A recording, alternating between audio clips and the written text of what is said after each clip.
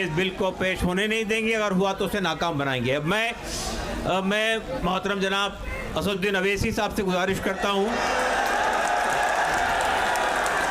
कि वो तशरीफ़ लाएं, अपनी बात रखें। आपने जेपीसी में अपनी बात ताकत से रखी, पार्लियामेंट में भी रखी। अब असदुद्दीन अवैसी साहब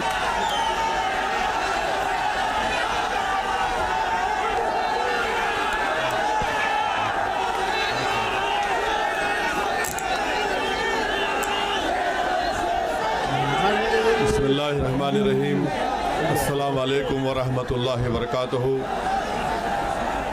सदर मोहतरम ऑल इंडिया मुस्लिम पर्सनल हज़रत मौलाना खालिद सैफुल्लाह रहमानी साहब शहनशीन व तशरीफ़ फरमा, कौम और मिल्लत के तंजीमों के ज़िम्मेदारान, मेरे साथी अरकान पार्लिमान, दीगर सियासी पार्टी के ज़िम्मेदार, मोअज़्ज़िज़ हाज़रीन इकराम, बुज़ुर्गान कौम और मिल्लत, मैं सिर्फ आपके सामने ये अर्ज़ करना चाह रहा हूँ कि नरेंद्र मोदी की हुकूमत वक्फ़ बिल को लाकर क़ानून बनाने की जो कोशिशें कर रही है, उनका मकसद एक ही है।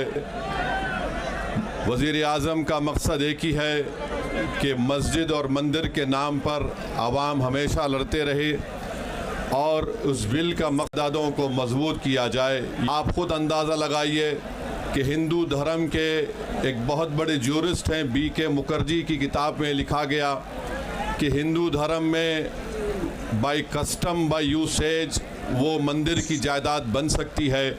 तो नरेंद्र मोदी वक्फ़ के वक्फ़ बाय यूज़र को इस तरह से ख़त्म कर रहे हैं कि अगर कोई डिस्प्यूट होगा या गवर्नमेंट प्रॉपर्टी होगी तो वक्फ़ बाय यूज़र नहीं रहेगा। दिल्ली में 123 वक्फ़ की जायदादें हैं जिस पर मरकज़ी हुकूमत का कि ये गवर्नमेंट की प्रॉपर्टी है। कलेक्टर को इख्तियार देने का मतलब यही है कि कलेक्टर हुकूमत के हक़ में फ़ैसला देगा।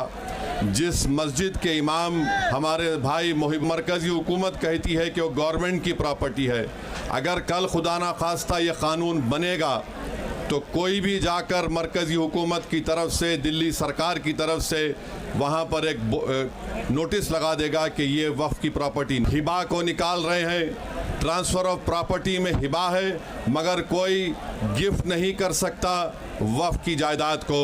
नरेंद्र मोदी आजकल भारत के हमारे फजीलतुश शेख बने हुए हैं और ये बता रहे हैं कि अगर कोई मुसलमान होता है तो उसको 5 साल तक वो वक्फ़ को नहीं दे सकता है।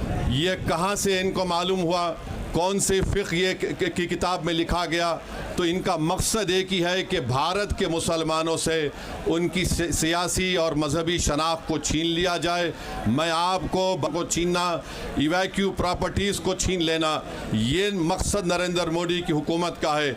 और हम कॉशन कर रहे हैं चंद्रबाबू नायडू को, हमारे पासवान साहब को और नीतीश कुमार तक कायम रहेगी अगर आप इस वक्त नाजुक वक्त में इस बिल की तायीद करेंगे तो आपको मुसलमान कभी नहीं माफ़ करेगा, क्योंकि आपकी तायीद की वजह से ये बिल क़ानून बनेगा।